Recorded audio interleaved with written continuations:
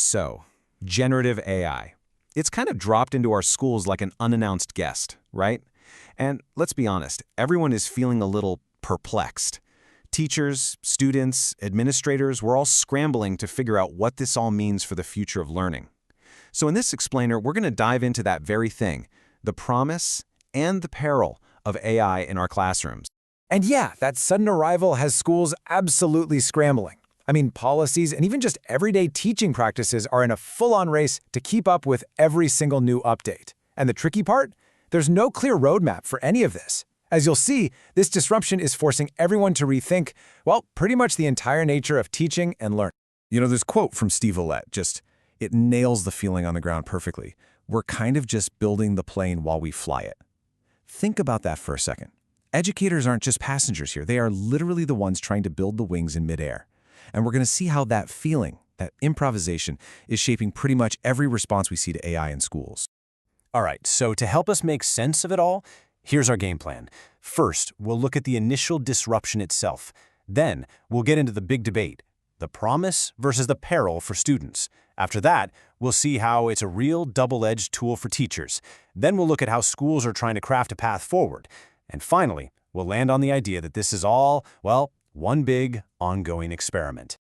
Okay, let's dive right into Section 1, the AI disruption. And I want to start with just the sheer scale of this thing, because, this isn't just another new app. It's a fundamental shift, and it's forcing us to question assumptions about education that we've held for a long, long time.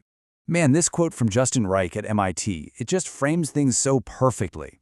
He says, writing a guidebook on AI now is like writing one for aviation in 1905. We are in the very early days here. So just to be clear, this explainer is all about capturing the conversation as it's happening, right now. We're not here to give you all the definitive answers, because frankly, nobody has them.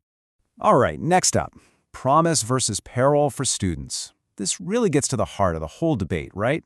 Is AI this incredible learning partner, or is it just a really dangerous shortcut? Well, as we're about to see, the answer really depends on who you ask. So if you look at it from a student's point of view, the promise is just huge. I mean, listen to this high schooler. It's basically like a tutor that everyone can access. They see it as this amazing equalizer, a personal tutor there for you anytime for free. It can break down really tough ideas, give you feedback, and even make practice problems just for you. And this right here is a perfect example of what they mean. Apparently, students are actually asking AI to explain this in Fortnite terms. I mean, how clever is that? They're taking confusing science or history and getting it translated into a language they totally get. It's just one little example of how this can make learning way more accessible and, honestly, a lot more engaging. But then you have the other side, the peril. And this quote from a high school English teacher gets right to it. She's worried that kids will have dim interior lives void of imagination.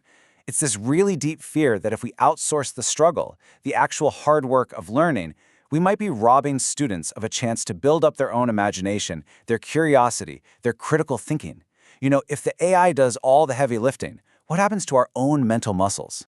And that's not just one teacher's opinion. That concern is echoed pretty much everywhere. We're talking about the big risks here: losing fundamental skills, students losing motivation, a hit to creativity, and of course, the huge one, the very real danger of AI just making stuff up and presenting it as fact.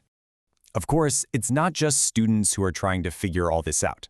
So, for this next section, we're going to look at how, for teachers, AI is a real double-edged tool, presenting its own set of conflicting possibilities. And that brings us to this really crucial question. Will this tool actually help or harm our teachers? I mean, is this thing a burden or a blessing for educators who are already stretched so thin? The answer, honestly, could have a huge impact on the future of the entire teaching profession. Okay, so on the help side of things, a lot of teachers are seeing AI as a massive time saver. Think about it.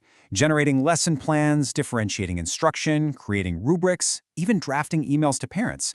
We heard from one teacher who said she used to spend hours creating different versions of lesson plans for her students. Now, AI helps her do that in minutes, which frees her up for what really matters: actual one-on-one time with her students.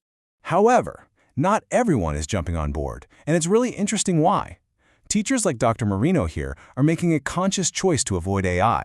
And it's not because they're afraid of technology, it's because, as she says, it doesn't have my voice to it. They see teaching as a personal intellectual craft. They want their own perspective, their own voice in the materials they create. They feel this responsibility to be, as they put it, intellectually embedded in the work. So with all of these competing views, how in the world are schools actually supposed to move forward? Well, in this next part, we're going to explore just that. How educators are creating policies and adapting what they do in the classroom pretty much in real time to deal with all this. And this is a great little case study of how one district is trying to do it. They're taking a really collaborative approach. First, they got everyone talking. Teachers from all different subjects. They centered the whole conversation around their core values. They even surveyed over 450 students to see what they thought. They started with a no until yes policy. And then, and this is key, they revised the final draft with student input. It's all about creating that shared ownership. But that raises another question. What's the best kind of policy? Should there be one big school-wide rule for everyone? That's great for avoiding confusion. Or should each teacher decide for their own classroom? That gives teachers autonomy and lets them adapt. I mean, a math teacher might love an AI tool that helps with complex calculations, but a creative writing teacher might see that same kind of tool as a threat to creativity. And it's not just about big policies. Teachers are getting creative and adapting their actual assignments. They're using more paper-based stuff, doing more assessments in class instead of at home. Some are even adding an oral defense to big papers, so you can't just turn something in, you have to talk about it. It's all about designing assignments where students really have to engage and do the hard work of learning themselves. So, as we've seen, this whole thing is, well, it's complicated. But if there's one single thing that everyone we've heard from agrees on, it's this. The story is far from over. And that brings us to our final section, and really our main takeaway. This is all just one big, ongoing experiment. And really, this says it all. The consensus is crystal clear. Nobody has the final answers. There's no easy, one-size-fits-all solution here. The future of AI in our schools is an experiment. And guess what? We are all a part of it. The future of learning is still very, very much unwritten. Okay, as we start to wrap this up, I want to leave you with one last thought. And it really gets to the heart of what it even means to be an educated person in the 21st century. So listen closely to this. This quote is from a high school student, and it is just so incredibly insightful.